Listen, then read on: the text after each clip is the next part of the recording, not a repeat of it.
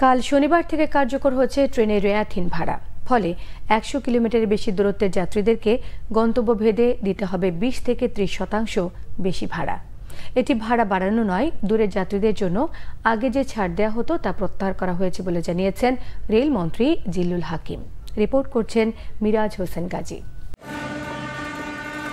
উপমহাদেশে কম খরচে যাতায়াতের বাহন হিসেবে ট্রেনের চাহিদা ব্রিটিশ আমল থেকেই। আর বর্তমানে দেশের ৪৪ জেলায় ২,৮৭৭ কিলোমিটার লাইনে চলছে বাংলাদেশ রেলওয়ে। ১৯৯২ সালে ট্রেনে ভ্রমণকারী যাত্রীদের জন্য ১০০ কিলোমিটারের বেশি দূরত্বের গন্তব্যে চালু করা হয় বিশেষ ছাড় বা রিয়াত সুবিধা। এমন বাস্তবতায় বছরে ২,০০০ কোটি টাকার বেশি লোকসান দিচ্ছে রেলওয়ে। রেলপথমন্ত্রী জিল্লুল হাকিম জানিয়েছেন, জ্বালানি সহ যন্ত্রপাতির দাম বাড়ায় সরকারি এই পরিবহন খাতের লোকসানও বেড়েছে।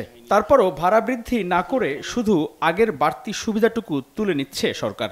এটা যখন রেলের খুব দুরবস্থা হয়ে গেছিল বিএনপির আমলে, তখন যাত্রী টানার জন্যে একটা ভর্তুকি দেওয়া হয়েছিল। তো আমরা শুধু সেই ভর্তুকিটাকেই আমরা দূরত্বের উপরে যে ভর্তুকি দেওয়া হয়েছিল সেই ভর্তুকিটাকেই আমরা তুলে নিছি।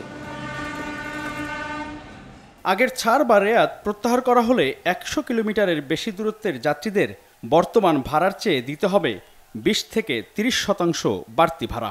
ফলে নতুন হিসাব অনুযায়ী ঢাকা থেকে চট্টগ্রাম যেতে শোভন শ্রেণীর ভাড়া বাড়বে ৬০ টাকা, এসি স্নিগ্ধা আসনের জন্য ১২০ টাকা, আর এসি স্লিপিংয়ে যেতে বাড়তি দিতে হবে ২১৫ টাকার মতো।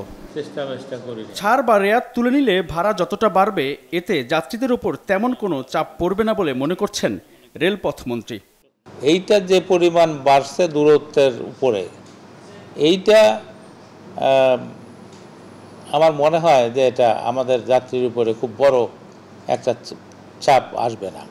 কিন্তু সব কিছুরই দাম বাড়ছে। আজকে ডিজেল কিনতে হচ্ছে রেলের অনেক বেশি দাম দিয়ে, যন্ত্রপাতি কিনতে হচ্ছে বেশি দাম দিয়ে। আমরা প্রত্যেকটি জিনিসের দাম বাড়ছে, বাস ভাড়া বাড়ছে, সবই বাড়ছে, প্লেন ভাড়া বাড়ছে, লঞ্চ ভাড়া বাড়ছে, রেলের ভাড়া বাড়ে নাই।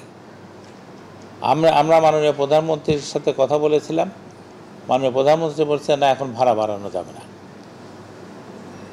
তো আমরা শুধু ভর্তুকিটাকে প্রত্যাহার করছি। মন্ত্রী জানান, যাত্রীদের ট্রেনে ভ্রমণে আগ্রহী ও নিরাপদ যাত্রা নিশ্চিত করতে কাজ করছেন তারা। এরই অংশ হিসেবে দেশের দক্ষিণ পশ্চিমাঞ্চলে রেল সেবা ছড়িয়ে দিতে বড় পরিকল্পনার কথা জানালেন রেলপথমন্ত্রী জিল্লুল হাকিম। মিরাজ হোসেন গাজী, বাংলা ভিশন, ঢাকা।